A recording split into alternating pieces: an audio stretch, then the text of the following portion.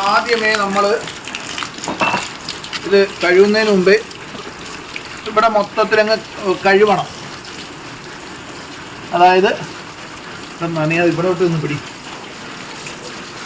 ഇത് മൊത്തത്തിൽ കഴുകണം, കഴുകി വൃത്തിയാക്കണം. ഈ ആക്ച്വേറ്ററിൻ്റെ ഭാഗത്തൊക്കെ ചെളിയൊക്കെ ഉണ്ടെങ്കിൽ നമ്മളെടുത്ത് നല്ലപോലെ കഴുകി വൃത്തിയാക്കണം ആദ്യമേ.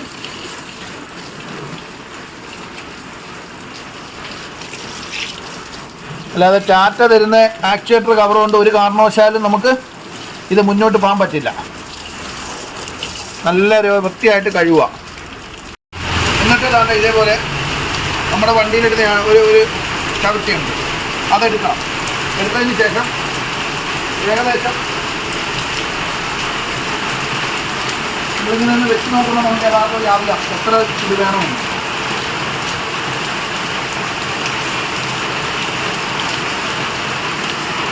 ഇത്രയും ഇത് കട്ട് ചെയ്യാം.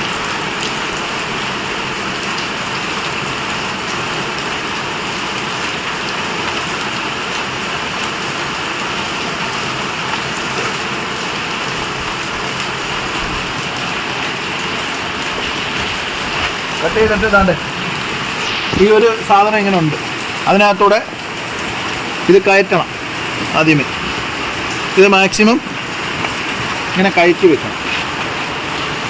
ഇങ്ങനെ കയറ്റി വെച്ചിട്ട് ഇവിടെ ഒരു നെട്ടുണ്ട്, ഏകദേശം ഉണ്ട് ഇത്രയും വെച്ച് മുറിക്കണം.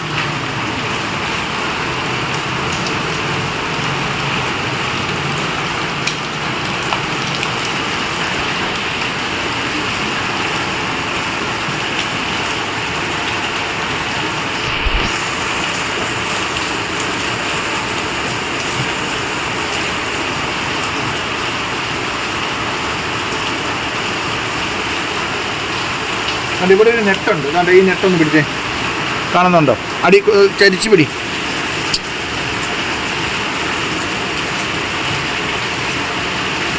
ഇതാണ്ട് ഈ ഒരു നെട്ട്, ഈ നെട്ട് ഊരണം.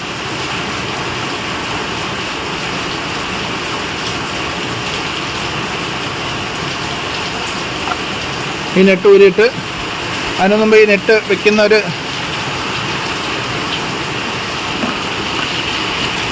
ഇനി ചേർത്ത് വെച്ചിട്ട് ഈ നെറ്റിൻ്റെ ഈ ഭാഗത്തിൻ്റെ ഇവിടെ ഒരു ഇവിടെ എടുത്തിട്ട്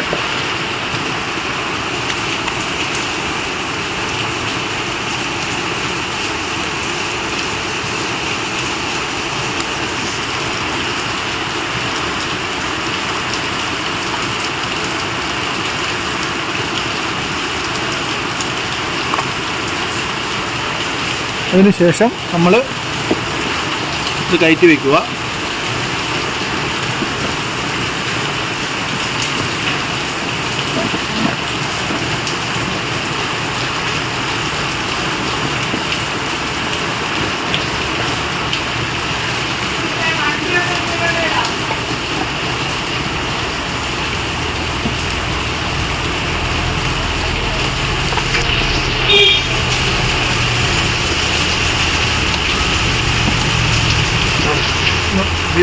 വെച്ചിട്ട് ഉണ്ട് ഇതിൻ്റെ അടിയിൽ കൂടെ ഇങ്ങനെ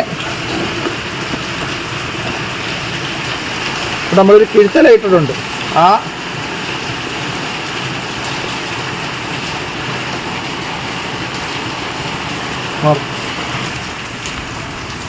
അപ്പോൾ അത് വെച്ചു ഇങ്ങനൊരു മട്ട്ലോപ്പ് എടുത്ത് ഉണ്ട് ഇതിൻ്റെ അതിനകത്തൂടെ കയറ്റി വെച്ചിട്ട് ഇങ്ങനെ കൊണ്ടുവന്നിട്ട് ഉണ്ട് ആ നെറ്റിലിട്ടിട്ട് അങ്ങ് മുറിക്കുക മാത്രം മതി. അപ്പോൾ ആക്ച്വേറ്റർ കവറിങ് ആയി. അതെ, ആക്ച്വേറ്റർ കവർ ഓക്കെ ആയിട്ടുണ്ട്, മൊത്തത്തിൽ മറിഞ്ഞിട്ടുണ്ട്.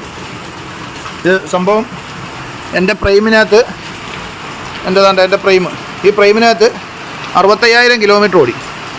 ആക്ച്വേറ്റർ കവർ യഥാർത്ഥത്തിൽ ടാറ്റയുടെ ഇട്ടിട്ടില്ല. പിന്നെ ഞാൻ ഇങ്ങനെ ഒരു മട്ട്ഫ്ലാപ്പ് വെച്ചിട്ടേ ഉള്ളൂ. ആക്ച്വേറ്ററിൻ്റെ കംപ്ലൈൻറ്റ് എനിക്ക് ഈ 65,000 കിലോമീറ്റർ വരെ ഉണ്ടായിട്ടില്ല. അതുകൊണ്ട് എല്ലാവരും അടിയന്തരമായിട്ട് ഒന്ന് ചെയ്താൽ